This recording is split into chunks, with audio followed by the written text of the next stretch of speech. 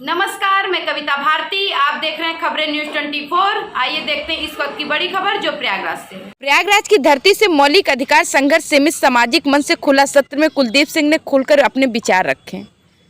खुले सत्र में कुलदीप सिंह ने कहा, जो देश के अंदर इंडिया बनाम भारत पर बवाल चल रहा है, यह सब पिछड़ी जातियों का ध्यान भंग करने के लिए किया जा रहा है और पिछड़े वर्ग के इतिहास को मिटाने की एक साजिश चल रही है।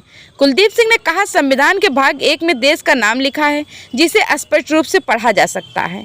It is India, that is Bharat लिखा है। देश का नाम इंडिया है जिसे भारत कहा जाता है। जैसे कि घर का नाम प्रदीप है लेकिन लोग प्यार से सोनू कहते हैं। कुलदीप सिंह ने कहा आगे यह कि सब पिछड़ों के इतिहास को मिटाने की बहुत बड़ी साजिश है।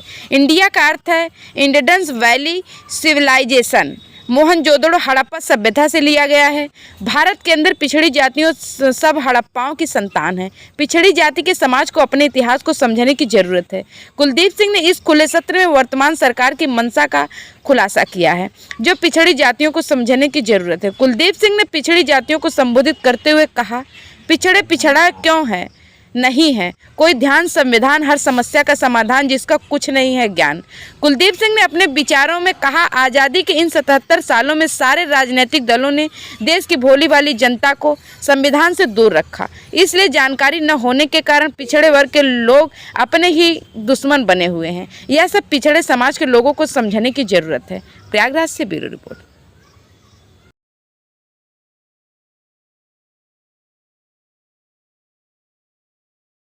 इसका कोई ध्यान और संविधान ही हर समस्या का समाधान, इसका बिल्कुल नहीं है ज्ञान।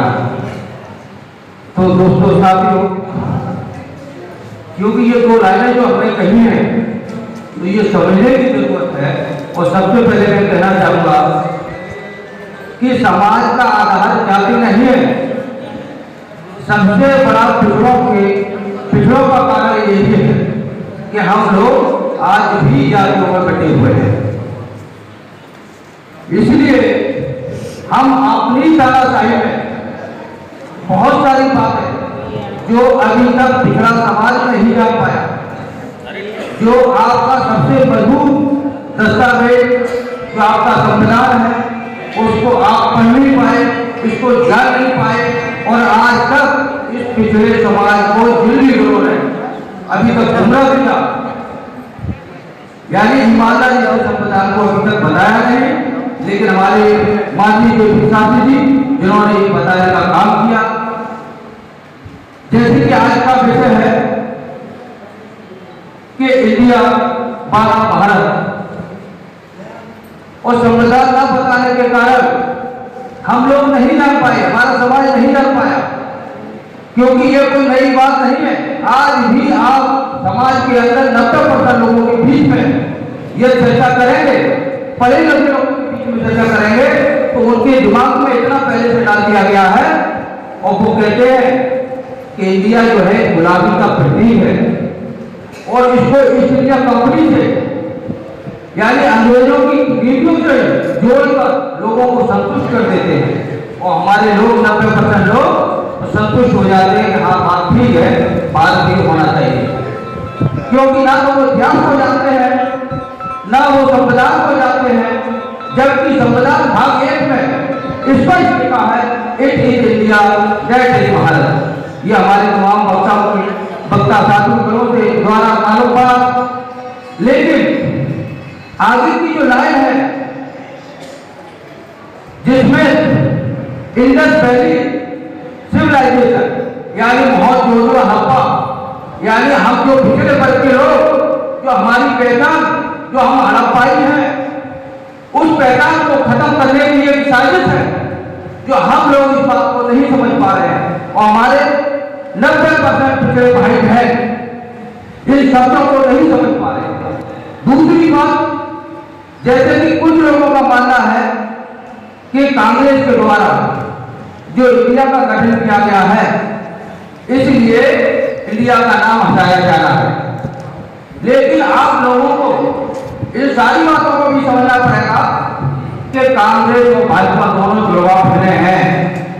कांग्रेस और भाजपा ये दोनों जुड़वा बहने हैं, देवरान जेठानी है। और इसके साथ साथ हम लोग हम लोग की तरफ सिंचाई कर रहे हैं और अधिकतर पिछड़ों के मन में यही होता है। लेकिन मैं ये देख रहा हूँ, ईमानदारी से इस बात को कहना चाहता हूँ, सबसे बड़ी कमी जो है हमारे पिछड़ों में ही है। क्योंकि आजादी के इन 75 सालों के इतिहास में, 77 सालों के इतिहास में यदि आप देखेंगे तो आपके अगले क्लास के जितने भी लीडर रहे जो सत्ता में पहुंचे हैं, इन लोगों ने यदि उनको आप देखेंगे तो सबसे बड़े नाकाम साबित यही होंगे। क्योंकि इन्होंने समाज को भ्रमित किया, समाज को अभी तक, क्योंकि 26 जनवरी 1950 को जब संविधान बाबा सामने सौंपा तो उन्होंने बहुत बड़ा संदेश दिया था। तो इन अंग्रेज नेताओं ने 75 साल की ये आजादी के समय में जो सत्ता में रहे तो उन्होंने क्या काम किया?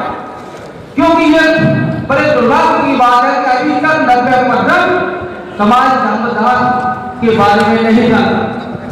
आज संविधान के अंदर पूरे प्रदेश और देश के अंदर यह चर्चा हो रही है, बहस हो रही है, यह टीवी पे उनके इंटरव्यू है तो ये मान लीजिए भी साथी जी को चले जाता है। क्योंकि आज से हम 15 साल से साथी जी से जुड़े हैं और हम देख रहे हैं कि जिन लोगों के बीच में जहां भी कोई भी कार्यक्रम, कोई भी कैडर हुआ है, आज सारे लोग इस बात को मानते हैं कि जो 15 साल 20 साल पहले साथी जी ने जो कहा, जो यानी उन्होंने अपने ब्लैक बोर्ड पे लिखा है, आज सब कुछ दिखाई दे रहा है। तो हमें, जैसे कि हम आप सबसे पहले जो हमारे पिछले वर्ग के जो नेता हैं उनसे भी सावधान होना पड़ेगा, क्योंकि इनकी एक जिम्मेदारी बनती थी। क्योंकि आपने समाज के नाम से लोगों को वोट दिया, आपने अपनी राजनीतिक रोटी देखी, आपने अपने बच्चों को देखा, परिवार को देखा। आज ये तकलीफ की बात है, लेकिन आज ये संविधान के बारे में जैसे मान लीजिए जेपी शास्त्री जी एक बात को, एक आर्टिकल को पढ़ाते हैं, ये समाज को पढ़ा दिया गया होता तो आज ये स्थिति पैदा नहीं होती। तो सबसे पहले हमें अपने पिछले समाज को ठीक करना पड़ेगा। और इसके साथ साथ मैं ये भी कहना चाहूंगा कि जब तक हम लोग समाज से कनेक्ट नहीं होंगे तब तक समाज भी हमसे कनेक्ट नहीं होगा।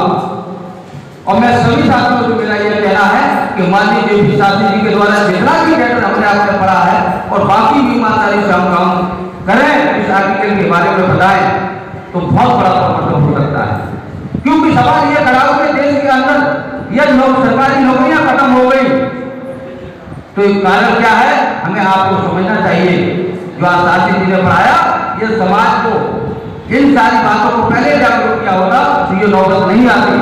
आज इंडिया बना भारत में जो बहस हो रही है, जिस पर यदि यानी पिछले समाज का हर आदमी जानना होता तो आज 90% बीच में भी जो है एक ऑनलाइन वो भी चल रहा है कि कौन इंडिया समर्थक है, कौन भारत समर्थक है, जिसमें 60-70% लोगों ने पिछले समाज के लोगों ने किया है। ये मैंने अपने आंखों से देखा है। तो इस प्रकार की जो बहस छेड़ी जा रही है और ये समझने की जरूरत है कि ये बहुत चालाक लोग हैं, ये पच में कहना चाहते हैं